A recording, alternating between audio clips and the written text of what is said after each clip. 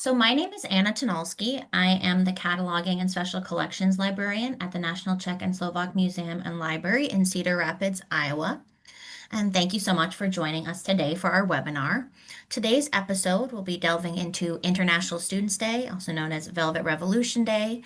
And we will be hearing from our wonderful moderators, Mirek Gonvalina and Pavel Demish, who will share their own recollections of the Velvet Revolution.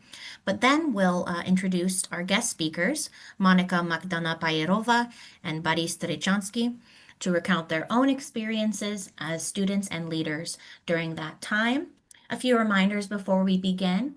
Please remain muted throughout until the end to allow the speakers to conduct their discussion without interruption. And I will be monitoring the chat. Please put any questions you may have there. And please update your profile with your preferred name and institution. And just share your email address with me for our record so I can send you a notification when the recording is ready to go.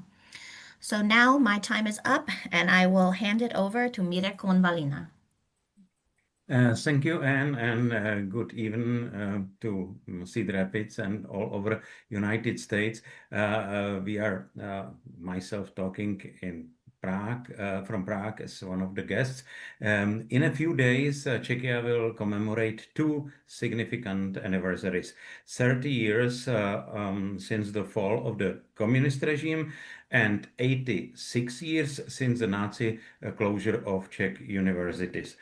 November 17 is a state holiday here in the Czech Republic, a day commemorating the struggle of students for freedom and democracy.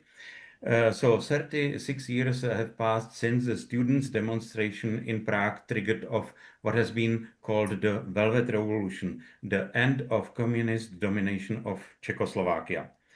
The November 17th tradition started in 1939 after the German Nazi occupation of the Czech lands at the beginning of World War II. Students had staged a demonstration on October 28th, which before the occupation has been the Czechoslovak state holiday.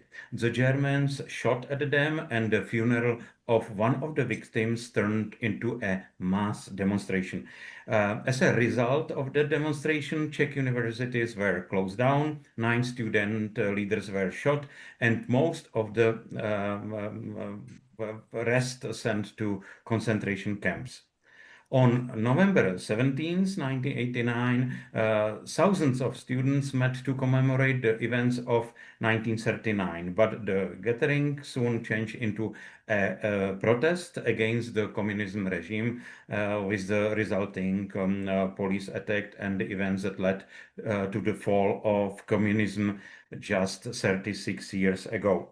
Myself, I was right after my studies at the Economic University in Prague and working for a couple months at the Czechoslovak radio as a junior economic news reporter. So it was interesting to have a chance to see it from the Czech radio, which plays important role during the history. As an institution, Czech radio has played its part in and survived 2 revolutions, as many major uprisings and a world war. Our webinar is called Remembering the Velvet Revolution. So today we will have two guests, Monika Magdana-Pajerova and Boris Trechansky, who were both as active in the student movement 1989. We are looking for their memories, reflections, and also today perspective on the events in 1989. But now I would like to ask for the broader historical perspective and political context my good friend and co-moderator Pavel Demish.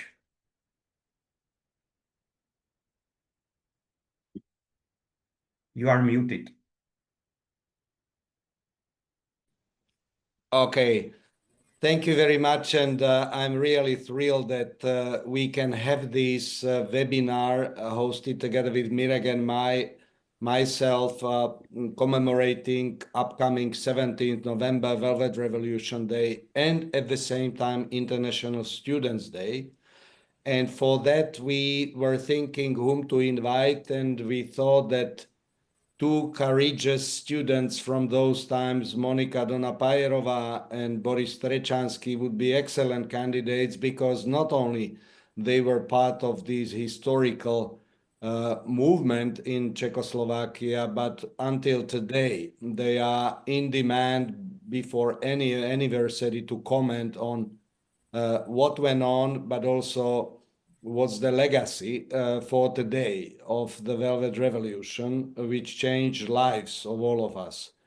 Mirek, you very rightly said that 17th of November, it's almost, if we look at it, almost magical day because it was in London in 1941 during World War II when International Student Union gathered, and they had, among other topics, topic of deciding what day should be commemorated as International Student Day. And there were students from around the world, and people came out with several suggestions of what kind of significant day. And imagine that Czech students and couple Slovak students from closed Czech universities during oppression of Hitler's regime came out with the idea, supported by Czechoslovak government in exile, that 17th of November, which is day when Czech universities were closed, should be named as International Students' Day. And it was approved by majority vote. And imagine that those students had such a power and powerful story in London in 41 during horrific time of World War II, that students from around the world and delegates agreed that 17th of November. Now, decades later, communist regime, which started to crumble after fall of Berlin Wall, students in Czechoslovakia started to think how to help democratization process in communist regime. And they came out with idea, why don't we remind 17th November International Students' Day, which was linked to fascism, and somehow linking it to communism. And they decided to march and just have commemorative march in Prague. And Monika will surely speak about that. And day before, Slovak students in Bratislava on 16th, on eve of International Students' Day, decided quietly marching, which was unheard of, that somebody can march and call for freedom. And momentous, and it was spark for whole society to stand up and fight for freedom and democracy. So students from 41, when they declared 17 November, inspired students of 17th of November 89. And that is why today, both in Czech Republic and Slovakia, 17th of November became holiday.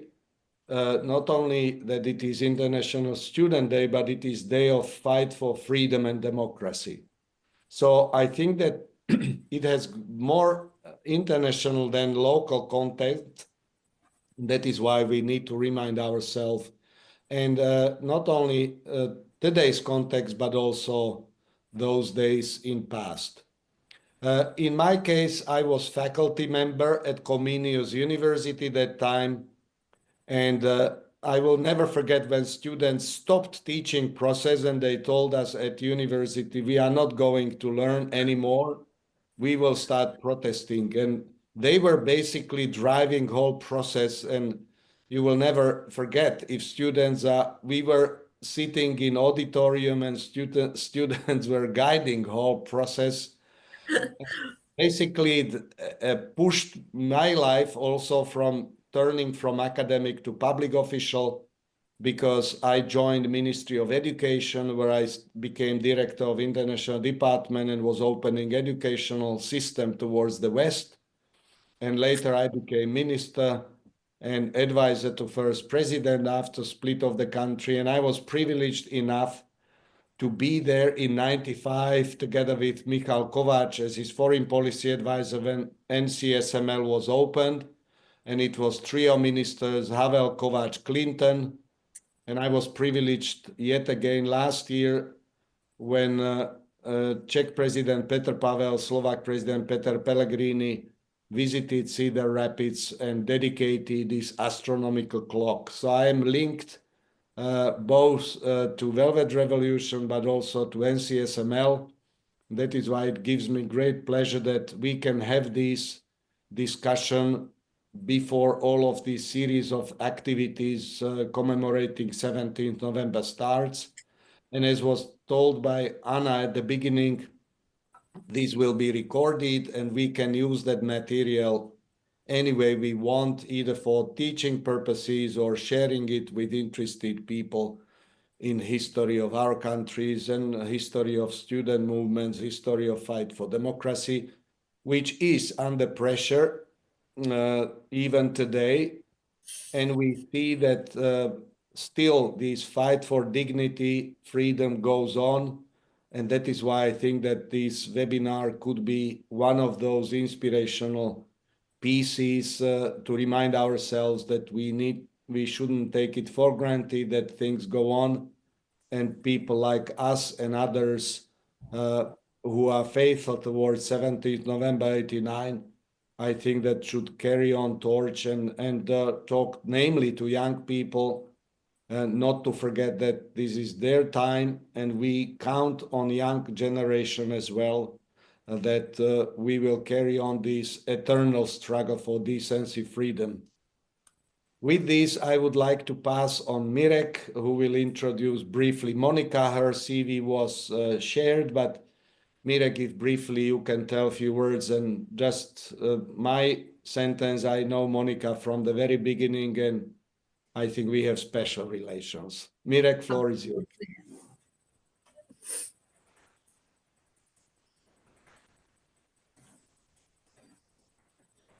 Mirko, you are muted. So you missed just the information that we know. I know Monica for as long as Pavel Demeš, and I'm glad that she was able to join us today. And this is special time for us because it's a couple of days before we are commemorating the Velvet Revolution, and definitely, you know, you will meet somewhere around the Národní třída, and it's a time when you don't plan, you just walk there and you meet people, and you are so able, so happy to see them. So Monika McDonough-Pajerová is a Czech activist, university teacher, and former diplomat. She was the leading personality from the 1989 Velvet Revolution and chairperson of the Yes for Europe, which campaign for Czech membership of the European Union and higher understanding of European issues. We did together a program for the Czech public radio in the 90s. In 1989, Monika was a student leader and subsequently diplomat and cultural attaché in the Ministry of Foreign Affairs at the Embassy in Paris and in the Council of Europe in the Culture Committee in Strasbourg. She was also head of the press department and spokesperson of the Ministry of Foreign Affairs in the headquarters in Prague. And so she's joining us from Prague. Floor is yours, Monika. Thank you very much. Hello, everybody. I am really honored to be here because Mirek is an old friend of mine. He was my first boss in the Czech radio when we were doing these European programs. Pavel Demeš was the first Slovak who, when he came to Paris, where I was cultural attaché, and Pavel was then advisor to Mr. Kovács, who we fondly remember.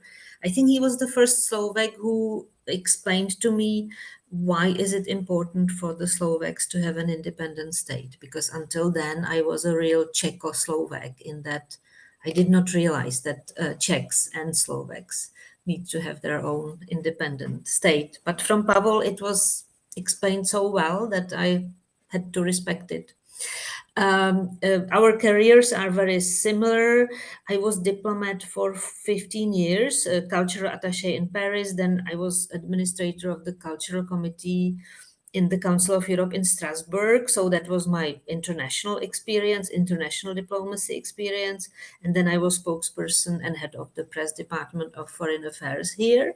And then, as well as Mirek, I did work for Czech radio and Czech television because I wanted Czech public to understand why European Union membership is important. So with Václav Havel and friends from the before 89 community, we did 3 years of basically seminars, conferences going around the country. We used a little bit the model of Pavel Demeš and his friends in Slovakia, which was called OK, Občanská koalice, Civic Coalition, people doing trips to the regions, like something that we probably need today again, people from big cities talking to people from the smaller towns and villages, etc.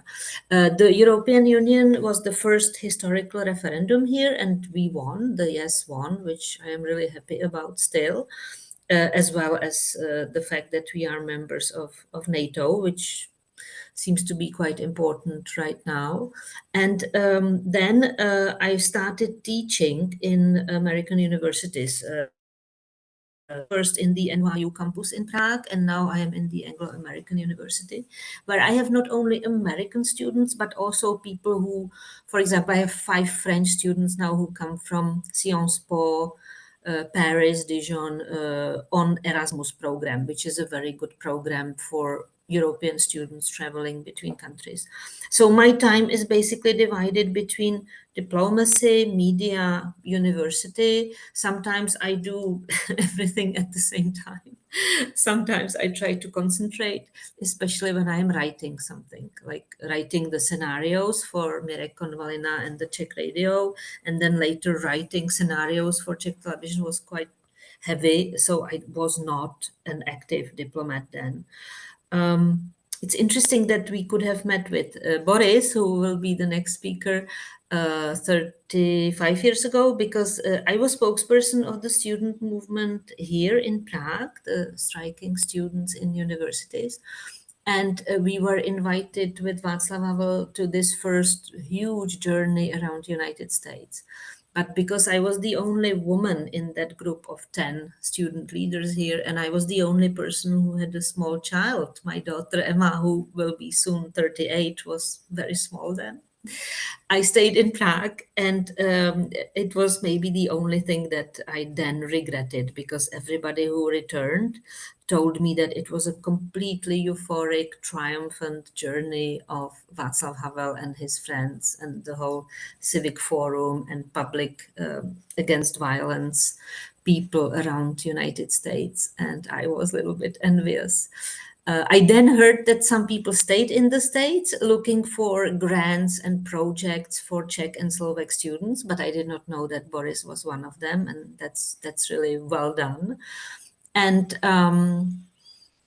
to conclude, this year, this is the first international conference I am in. Sorry, we were in one with Šimon Pánek, my leader from the movement, in a conference which was called International Leadership Conference in Prague here, which was very big last week. And we were asked, what is it to be how do you become a leader? And it's a little bit difficult to define it, of course. But this is the second opportunity for me to think about, before all the celebrations start again around the 17th, how to make it understandable today for young people, especially not only in Prague and Bratislava, but also in, Ukraine, Russia, everywhere where people are still fighting for human rights and democracy. That what do you need to become a student leader or a leader, full stop? What qualities help you? What things can be a little bit damaging, especially for your health? I think we all went through something like post-traumatic syndrome probably afterwards. But how to formulate our message so that it would be understandable for students and young people today, that's my main target this year, and that's why what I try to think and write about, because it is for the first time that we are living not in a classical democratic government. The main right-wing extremist in this country became head of our lower chamber today, and the first thing he did was he put down the Ukrainian flag that was there since the Russian occupation started. So it's a completely new framework, and I think we still, when I say we, the people from former Civic Forum, classical political parties, activists, NGO world, media, we still do not know how to respond to this quite dramatic wave of populism that is strolling over Czech Republic as well. Until today, and that's the last sentence, we thought that it can only happen in Hungary or it can only happen in Slovakia maybe for a while, but never here. And here we are, we have it, and we have to deal with it.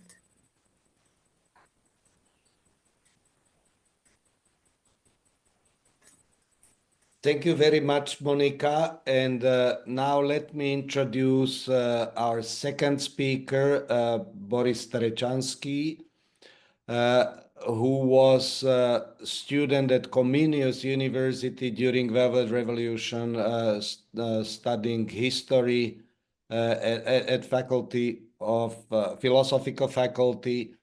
And he was very good at English already that time because he studied that language as well.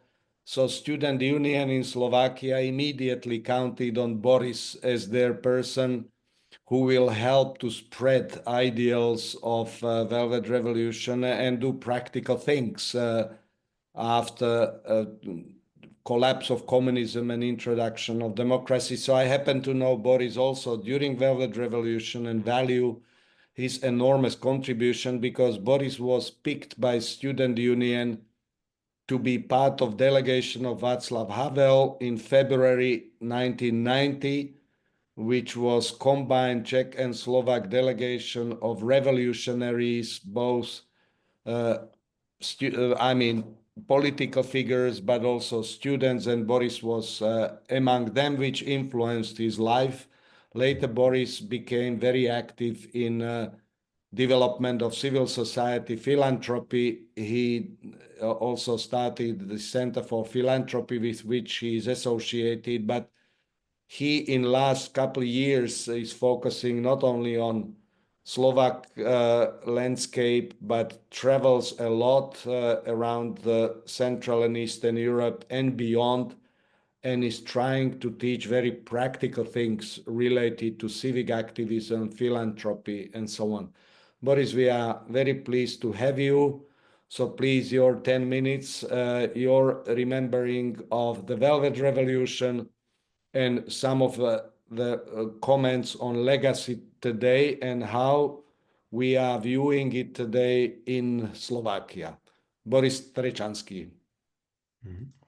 Hello, everyone. Thank you, Pavel, for introduction. I'm pleased to be here among you and to share some of my reflections on those days and also what they might mean for today.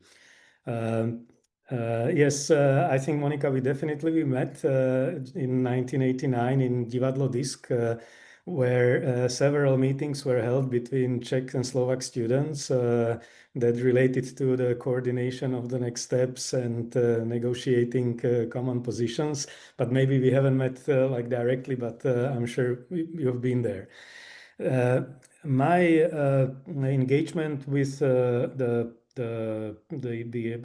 movement, the student movement, started earlier than on those days of November days, and I think that also partly explains that students are, of course, from different backgrounds and different families, and but we are all somehow influenced by what we learn, what we learn in the family, and especially during the socialism, the family upbringing was important because there were different stories that were helping us to politically socialize. And I had this privilege of having coming from a family that has endured different struggles during the Second World War and after, and it was kind of a very natural to me to expect the change that was coming. So for me, the 17th November was basically a culmination of something that was long sought and something that was already expected. It was hanging in the air. We just didn't know when it happens. And when it happened, then of course I could not do anything else but to embrace it and do what I could. And as Pavel said, I love languages, and for me that also was an opportunity to use English language that I learned and apply it for a social change. So Pavel also mentioned in the introduction very importantly that there was a slightly different dynamics in Slovakia than in Czech Republic, also within the political dissident movement, but also socially. And maybe that explains partly that event that happened on the 16th of November, which was unrelated to what was planned in Prague on the 17th, but it happened spontaneously. And it was somehow preceding those events.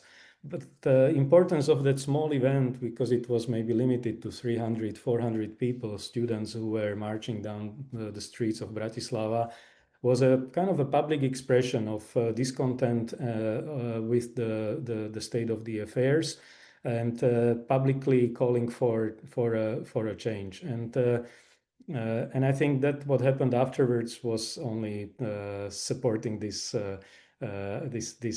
feeling. I happened to be a part of the delegation of President Havel as an academic part. There was a political part and academic part. There were other leaders like Martin Mejstřík and Šimon Pánek.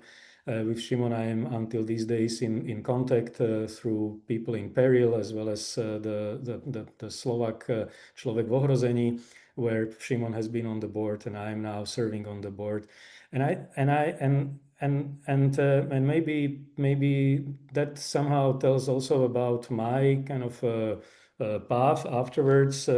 I stayed in the US for a few months, trying to secure scholarships, and I evangelized, let's say, to use this word, about the Velvet Revolution in Czechoslovakia in the environment of East Coast universities and student groups and associations. So we worked together with Pavel on arranging some tuition waivers and scholarships for students who could then join and come to US in the academic year that followed. My path has gone through, as has been already mentioned, has been mostly informed by my work with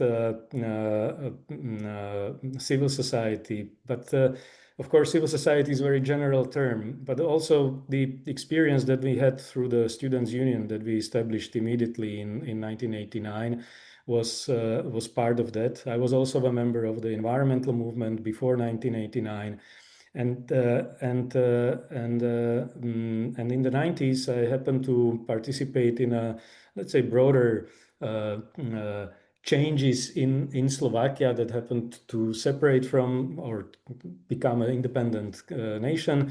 And I was working with the University of Minnesota as its coordinator to helping develop management skills within the local governments, medium-sized businesses, but also non-profit organizations. And in those days, I realized that in order to be effective, one needs to also embrace all the types of organizational qualities and faculties that allow organizations to succeed and to be really useful tools achieving whatever we want to achieve. So I focused very much on the organizational issues, organizational development within the civil society. And from those days, I realized how important was the support that we have been receiving from the mostly Western countries, private foundations from the US, but also public funds that were streaming to Czech Republic, but also Slovakia in the periods in the late 90s and early 2000s. And that made me and also my friends to establish the Center for Philanthropy as a response to the understanding that civil society needs to be resourced locally, needs to be supported locally by people who believe in its value. And philanthropy as being as one of these channels and sourcing channels of healthy civil society. And that's something that I have believed then, I believe today. We need private initiative for public good. We need to engage people into social change, and we need to encourage people with resources, and not necessarily high levels of resources, but also small resources to join in and participate. And this is what I tried to encourage by developing infrastructure for giving, developing infrastructure for fundraising, and supporting nonprofit organizations in Slovakia. And then, as last Pavel mentioned, last few years I have been working also abroad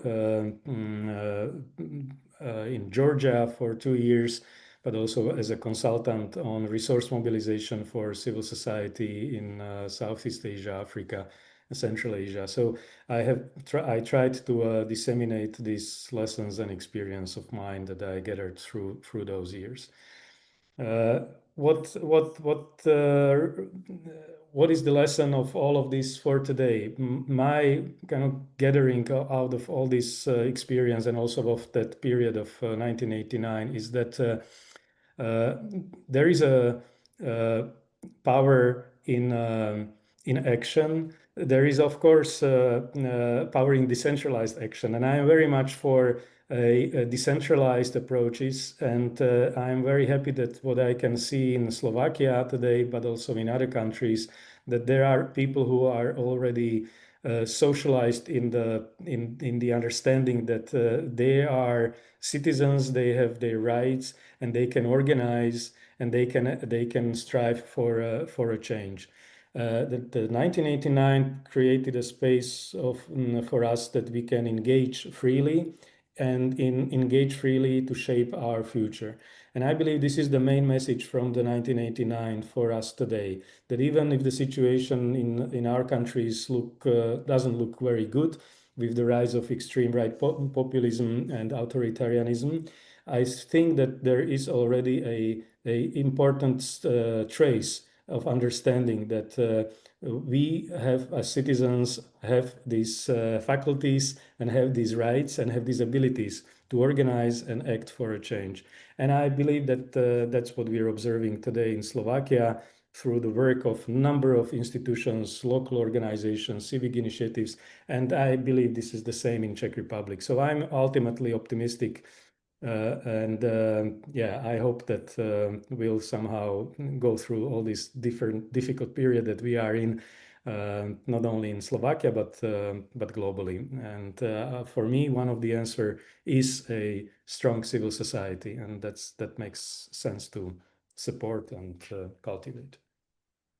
Thank you, thank you very much, Boris. This was a beautiful wrap up of the past, but also legacy. I'm mindful of the time, so I would suggest now that before Mirek and I may ask some questions, clarification, addition, I think it would be worthwhile listen first to Dalibor, who also, as a trained historian, may shape and react on few things what he heard from Monica and Boris, and combine it also with his personal and museum experience, because for NCSML, Velvet Revolution is integral part of their exhibitions and topics. People related to that period are integral part of their education programs for schools and so on. So Dalibor, why don't you take the floor now and continue in these deliberations? Well, thank you so much. My name is Dr. Mikuláš. I'm the Vice President and COO here at the National Czech and Slovak Museum and Library in Cedar Rapids, Iowa, United States. And I'm really pleased to listen to all of your contributions in this discussion. Well, there are so many ways how to approach your question, Pavel, but why not to start with something pretty general? At the beginning of this year, when we were discussing how to approach a series of webinars, we agreed with Pavel and Mirek on several topics, and one of them related to Cleveland Agreement, the other one related to the International Students' Day. And I have to say that while Cleveland Agreement was so much connected with that real beginning of that revolutionary state, Czechoslovak Republic, which was created in 1918, with a huge support of Czech Americans and Slovak Americans in large numbers here in Novus Mundus in the New World. I have to say that the International Student Day is not that much recognized here in the United States. And that's why we decided we need to speak about International Students Day, and we need to pick up this topic, and we need to share it not just today, but also since these webinars are recorded, we provide that opportunity, to continue in the discussions, be it at universities during seminars, lectures, workshops, and so on, or at other organizations. So speaking about International Students Day, I think that it's more than a worthy topic these days. Yes, Velvet Revolution happened 36 years ago. Is that possible? It's already 36 years ago, but I would rather start with what happened in 1939. So Mirek has already mentioned that there was a protest of young people. That's why this International Students' Day was a day related to fighting for freedom and democracy. Young people fighting for freedom and democracy. And this is relevant. This has a huge level of relevance whenever. It was during the Second World War. It was happening, and it caused the fall of communism. What happened during that Second World War was not just the fact that several people were shot during the demonstrations, but young people were arrested, and on the same day they were executed. 9 people were executed by the Nazis. And then 1,200 people were sent to concentration camps, and they stayed there for 3 years, and more than 30 of them passed away. All of these university students. That happened to young people in 1939. Now we can take a look back at at the things happening in 1989. And some things like these might have happened to the university students, to those guys who were in the streets. And that's you, Boris, Monica, Palinov, myself. So nobody knew then what would happen, right? And that was that risky business. And what happened on the 17th of November was that the students were badly beaten in Prague. And that was again an act of violence. And I think that that's appalling to that to me, what happened in 1989 was something like a wake-up call. And all parents were appalled. All parents in the country were appalled. And Monica, now getting back to you, when you said that, well, these days, things could happen in Hungary, things could happen partially in Slovakia, but they would never happen in Prague, right? Here we are. But what I'm trying to say is not somehow to ridicule, because that's not how I was or I have been formed and raised. But this is really about pointing again at that fact that once grown-ups, once people who are pretty mature, experienced, are really fed up, and they are demotivated, and they don't have anything like inner energy, you can be sure that these young people, they have it. They have it, and you can work with that. And that was one part of the story. Now I'm talking like a Czech and Slovak or Czechoslovak intellectual living and working in the US these days and these years. But there's another story that I would like to continue with. Hopefully, I'm going to have that minute. But talking about this role of young people. Boris, you mentioned, Monica, you mentioned, Pavel mentioned that what happened after 1989 was the creation of opportunities for students and their studies abroad. Well, these things were happening in 1939. So the universities during the Second World War were closed initially for 3 years, but they were closed. The Czech universities were closed throughout the whole period of the Second World War. What happened to the Czech and Slovak students? Because these guys were not allowed to study any longer, so they emigrated. They emigrated and they started applying for studying abroad. After 1989, luckily, we were lucky enough because, you know, the revolution won, communism collapsed, and the students did have that opportunity to have that opportunity for studying.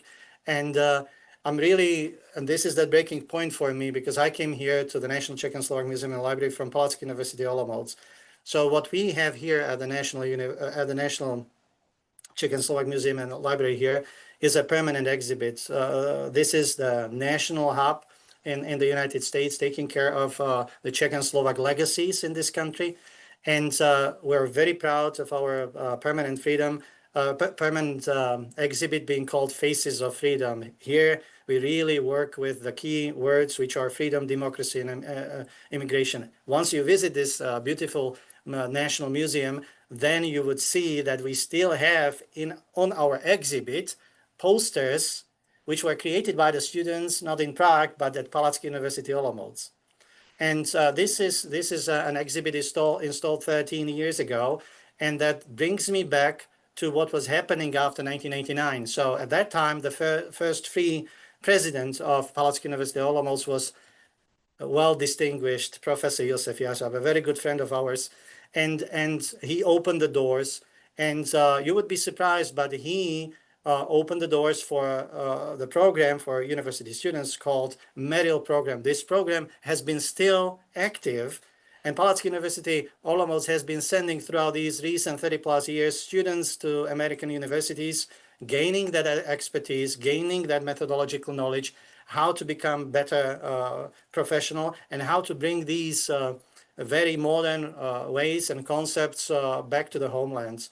So yes, we do have a student now at Cole College studying here. She came from Palacký University Olomouc through Merrill program. So these things are still alive.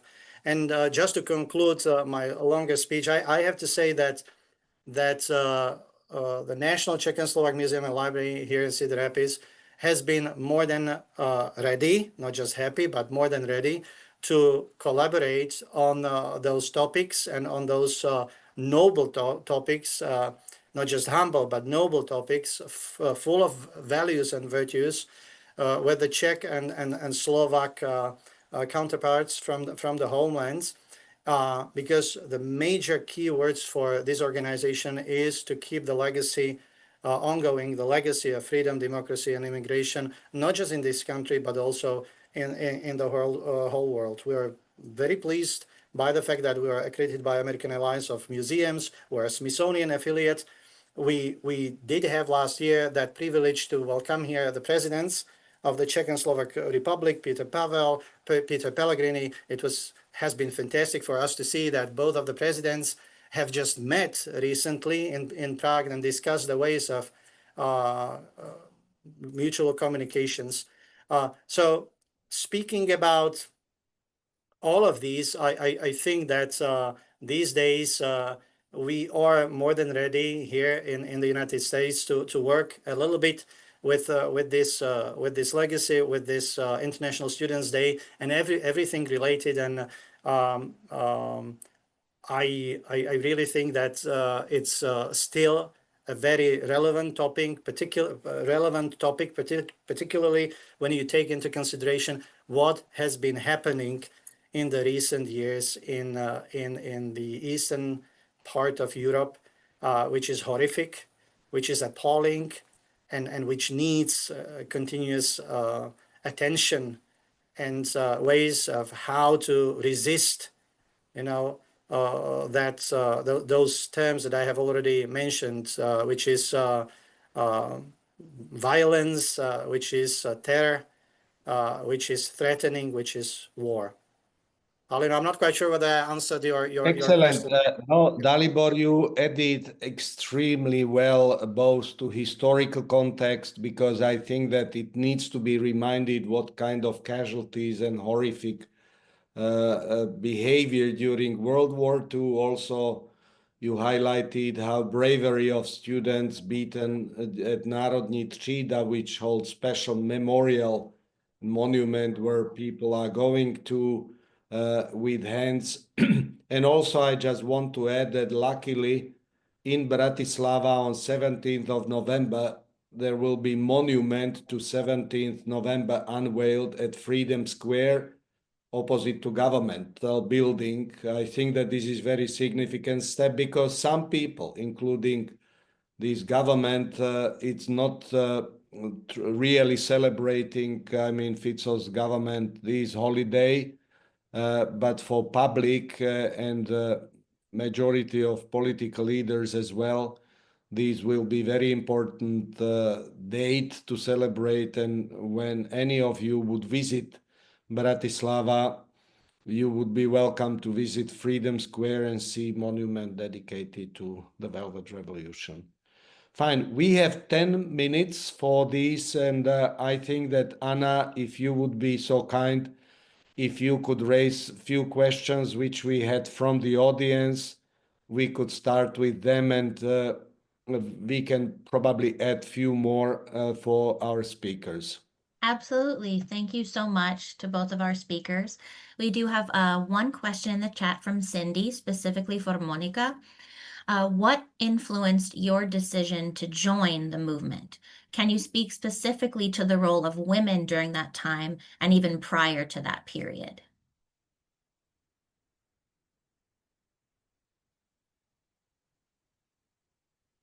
Thank you for that question, because it is something that I have been thinking about myself. I have a personal theory that I just discussed recently with your former Slovak president Zuzana Čaputová and your former ambassador Magda Vašáriová and my Czech women friends here in Prague, that in the times of crisis, women can be very devoted and very active. And in the 80s, I was a student in the philosophical faculty. I had a small child, a daughter. I was a single mother, and I did not want my daughter to live in that regime, to put it simply. I did everything to change it. And my role models were women from Charter 77, where there was a rule that among 3 spokespersons, one was always a woman, which was really interesting. So there was always a Marta Kubišová or a Jiřina Šiklová or a Dana Němcová. And interestingly, that did not last long. In the first national government after 1989, I just spoke to Pavel Rychecký, who was Minister of Justice then, about it. There were a couple of women, Dáša Burešová, for example, Minister of Justice. But then there were fewer and fewer and fewer. And when democracy is kind of normal in Central and Eastern Europe, you have very few women in public life. But when there is a crisis, women suddenly turn up. And I find it interesting that our followers are young people in an NGO which is called Million Moments for Democracy. I have been supporting them for 5 years now. And there are young women. So I hope that the torch kind of hope, liberal democracy, human rights, hope that we took from these women who were above us, were very few women in our generation, but in the young people's generation, there are again women. So I try to approach them actively, help them, talk to them. And every time I see among my students a young woman who is interesting, I try to help. Thank you, Monica. Boris, if you would please extend some of the On the same topic, could you name some female participants in student movement? Because also in Slovakia, they played profound role as well. Yes, absolutely. I think one name is Henrieta Hrinková, who was basically speaking to power on the evening of the 16th of November when we marched to the building of the Ministry of Education and surrounded by police cars, we actually gathered in front of the building, and the head of the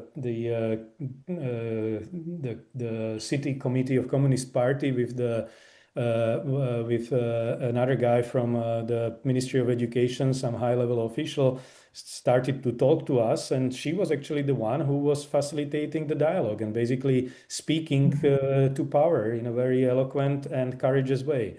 And this was something that required huge courage. And I can tell that what was the gender composition of the march of the 300, but there were many women students, but she was the one who took the lead. So that's one. And the second one is Zuzana Mistrikova, who was very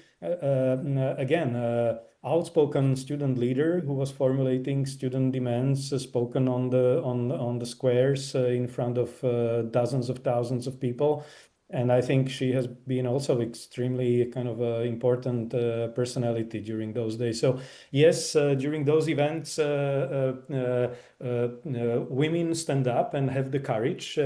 And I think it is, yes, that there is this gender imbalance in that sense that lots of the committees and groups are led by male, rather than by women. And I think that is the heritage that we basically inherit from the past, and that's something that we still need to be aware of. And yes, but we have these examples, prime examples that show that there is a woman power. By the way, I would like to draw the attention to a book that was recently published by Zuzana Maďarová, a social scientist at the Communist University, that is actually looking at the muted voice of women and the role of women during the Velvet Revolution in Slovakia. And I think that book actually is critically using the critical theory approach in a method to look at what was that role and how that role has been also partly muted by certain stereotypes and certain patterns that have been not allowing that agency to flourish. So Zuzana Maďarová, and I forgot the name of the book, but we can figure it. I can write it to the chat. Yeah, excellent, very good. And since we have a couple minutes left, Monika and Boris, how do you plan to celebrate 17th of November this year? Where and with whom?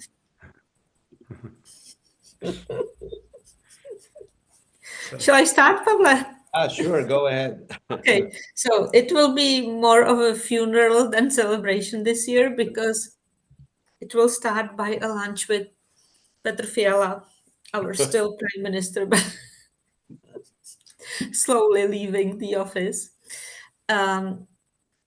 Quite sad, because he was also one of the student activists in the University of Brno. He was one of the publishers of our student newspapers there. So somebody from my generation, a little bit older, but not much, who I think was a very good prime minister. And yet he lost the election, not by much, but so that will be a lunch where it will be difficult to, I think I will try to encourage him and everybody there, because it's usually people from Charter 77, former dissidents and former student leaders and people who have been active in Czech public life. And because Petr Fiala himself is from Brno, the good thing about this lunch is that every year I see people from not only Prague, but also Brno and Ostrava, so I hope we will invent something together that would be rather hopeful, because the 4 years in opposition will be tough. That is already clear. And then we will go to the National Street, where we have that monument, which actually says, "We only have bare hands," which was what we were shouting when we were encircled by the armored vehicles and popular militia there. And we thought maybe we won't get out of here because Národní Street is very narrow. And I will bring my students and I will invite my family to Café Louvre, which is a beautiful cafe, French kind of cafe on that street. And we always go there on the 17th, no matter what. So even this year, when it's a little bit less cheerful than normal, we will be there. And the good thing about it will be, I am sure, that the Million Moments of Democracy, which is these young people today, they organize a festival of freedom every year. And actually, it's called Thank You That We Can. When they came 15 years ago to see us, and they said, we would like to thank you, people, Šimon Pánek and Monika Pajrova and Martin Mejstřík and others we thought it was a little bit over the top. But now I am really glad that they are doing it because they have young people audience.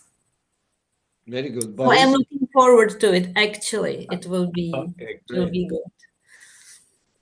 Yeah, there are many events across whole Slovakia in different towns where many people who participated in the 89 events participate as speakers and presenters.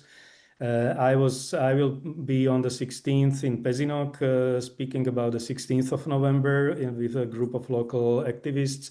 And then on the 17th, I will go to elementary school in Pezinok to talk to a 14-year-old student about my experience, because that school joined the movement that emerged now in Slovakia, that public and private institutions organize special events. They allow this to happen because the government has abolished the 17th November as the day that was commemorated and as a holiday. So now this parliamentary school organizes discussions and events for their students, and I'm going there to talk about my experience. And then in the afternoon there will be a gathering on the Freedom Square where I may participate as well. Fantastic. Okay, Wonderful. I think that this was lovely conclusion. And Mirek, I would like to ask you to say last few words. For me, it was true joy listening to Monika, Boris, and Dalibor.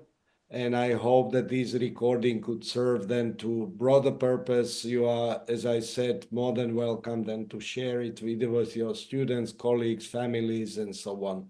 Mirek, please conclude today's session, and then Anna will be giving last instruction after your comments.